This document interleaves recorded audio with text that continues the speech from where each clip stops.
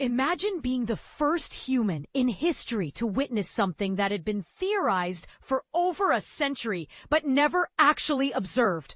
The fundamental building blocks of matter itself. But here's what makes this story truly extraordinary.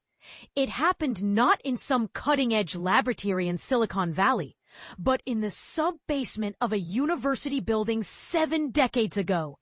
And it almost didn't happen at all. In 1955, deep within the Osman Laboratory at what was then called Pennsylvania State College, a German-born physicist named Erwin W. Müller achieved something that would forever change our understanding of the microscopic world. He became the first person to actually see individual atoms, and his reaction was as human as it was historic. "Atoms, ja, atoms," he exclaimed in his native German accent. But here's where the story gets controversial. Müller didn't actually see atoms in the way most people imagine. What he observed wasn't the colorful ball and stick models we're familiar with from chemistry textbooks. Instead, his breakthrough represented something far more complex and arguably more remarkable. Müller's journey to this momentous discovery began decades earlier in Germany, where he had been obsessing over a seemingly impossible challenge: how to push the limits of microscopic resolution beyond what anyone thought possible. When he arrived at Penn State in 1951, he brought with him years of groundbreaking research and an unwavering determination to see the unseeable. Working in what can only be described as humble conditions, first in the sub-basement of Osman Laboratory before moving to the second floor in 1954, Müller had already revolutionized microscopy twice. His first breakthrough came in 1936 with the invention of the field emission microscope, a device that could study needle-tip surfaces and came tantalizingly close to atomic resolution. But close wasn't good enough for Müller. 15 years later, in 1951, he developed the field ion microscope, the instrument that would eventually make history.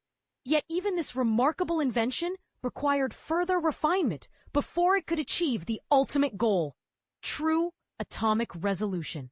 And this is the part most people miss. The breakthrough moment in 1955 wasn't Müller working alone in his laboratory. It was actually his graduate student, Kanwar Bahadur, who made the crucial experimental adjustments that finally pushed the technology over the threshold. Bahadur, who would later earn his doctorate from Penn State, experimented with using liquid nitrogen to cool the tungsten tip of the field ion microscope, hoping that this seemingly simple modification would provide the extra resolution they desperately needed. The technique behind this achievement was both ingenious and deceptively straightforward. The field ion microscope operated by taking an incredibly sharp metal tip, tungsten in these pioneering experiments, and placing it inside an ultra-high vacuum glass chamber. The chamber was then carefully filled with helium gas, and the tungsten tip was cooled to extremely low temperatures using liquid nitrogen. When a positive voltage was applied to the cooled tip, tungsten ions were forcefully repelled from its surface. These expelled ions were then captured on a phosphor screen, creating a magnified image that revealed individual atoms for the first time in human history. But here's what sparks debate among scientists even today. Were they truly seeing atoms, or were they observing something else entirely? The images produced didn't show atoms as discrete, visible objects in the traditional sense. Instead, they revealed the atomic structure through the behavior of ions, a distinction that raises fascinating questions about the nature of observation itself at the quantum level. Dr. Mauricio Terrones, currently the George A. and Margaret M. Downsborough head of Penn State's Department of Physics, puts Müller's achievement into perspective. The ability to see atoms is now remembered as a pivotal moment in microscopy history. Müller's work didn't just represent a single breakthrough. It ignited a complete revolution in how we approach resolution at the atomic scale. The impact of this revolution cannot be overstated. Since that historic day in 1955, atomic resolution imaging has evolved far beyond Müller's original vision. Today's scientists can not only visualize individual atoms, but also perform sophisticated electron microscopy to reveal crystal structures at the atomic level, conduct atomic spectroscopy to determine bonding patterns and elemental compositions, and even create three-dimensional reconstructions showing how atoms interact in space. For students entering the field of atomic imaging techniques such as atom probe tomography, Müller's story serves as both inspiration and foundation. Oscar Lopez, a former postdoctoral researcher in Tarone's laboratory, reflects on this legacy. Once you become involved in atom probe tomography, learning about Müller becomes essential. There's genuine reverence in the field for what he accomplished and the doors he opened. The practical applications of Müller's pioneering work extend far beyond academic curiosity. Today at Penn State, researchers like Raymond Schack, the DuPont Professor of Materials Chemistry, use atomic resolution imaging to precisely place atoms within nanostructured materials.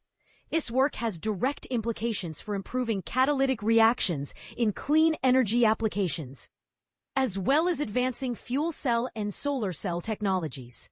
But here's something that might surprise you.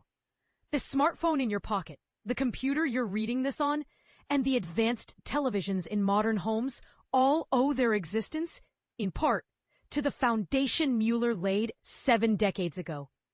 Dr. Danielle Reif-Snyder-Hickey, an assistant professor of chemistry and materials science and engineering at Penn State, works to discover and characterize new materials that make electronics faster and more efficient.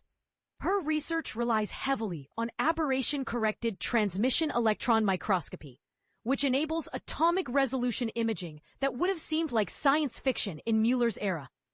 The timeline of Müller's achievements reveals just how rapidly he transformed an entire field. It took only 4 years from his invention of the field ion microscope in 1951 to achieving atomic resolution in 1955 to bridge a gap that had existed for 147 years, ever since John Dalton first proposed that matter consisted of indivisible particles called atoms. For approximately 25 years following its invention, Müller's field ion microscope remained the only instrument capable of achieving true atomic resolution. But achieving atomic resolution didn't satisfy Müller's scientific appetite. In the 1960s, he welcomed John A. Panitz as a doctoral student, and together they pushed the boundaries even further. Their collaboration, which also included S. Brooks McLean and electronics technician Jerry Leroy Fowler, led to the invention of the atom probe field ion microscope in 1967. This advanced instrument could not only visualize individual atoms, but also determine their chemical composition, a capability that opened entirely new avenues of research. Panitz, who went on to become Professor Emeritus of Physics at the University of New Mexico, continued advancing Müller's legacy by inventing the 10-centimeter atom probe and the imaging atom probe. The latter is widely considered the precursor to today's commercialized atom probes, instruments that became crucial for semiconductor research and other advanced technologies during the rapid development period of the late 1990s and early 2000s. The recognition Müller received during his lifetime reflected the magnitude of his contributions.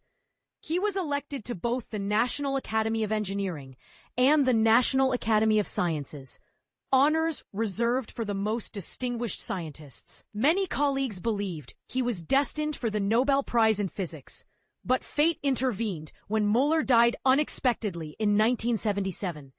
That same year, President Jimmy Carter posthumously awarded him the National Medal of Science, the highest honor the United States bestows upon scientists and engineers. Today, Müller's original field emission laboratory space in Osman Laboratory houses Tarone's research group, creating a direct physical connection between past and present atomic research. Remembering Müller's legacy remains crucial here at Penn State, Tarone's emphasizes. His discoveries and those of his contemporaries continue to propagate through modern technology development in biology, material science, and medicine. The commercialized atom probes that emerged from Müller's foundational work, including the local electrode atom probe, the first of which is displayed in Osman Laboratories' lobby as a testament to this legacy, have become indispensable tools for understanding materials essential to semiconductors and countless other technologies that define our modern world. But here's what makes Müller's story truly controversial in today's context. In an era where scientific breakthroughs often require massive teams, billion-dollar facilities, and decades of collaborative research, Müller achieved world-changing results with relatively modest resources, a small team, and unwavering determination. Does this suggest we've overcomplicated modern scientific research? Or does it simply reflect how much more challenging today's frontiers have become? What do you think? Was Müller's era of individual scientific pioneers better for breakthrough discoveries? Or do today's collaborative, well-funded research approaches represent genuine progress?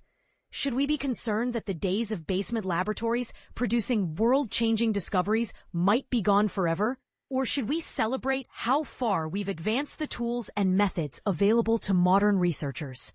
The debate continues, and perhaps that's exactly how Müller would have wanted it, with scientists pushing boundaries and questioning assumptions, just as he did 70 years ago in that modest laboratory beneath Penn State's campus.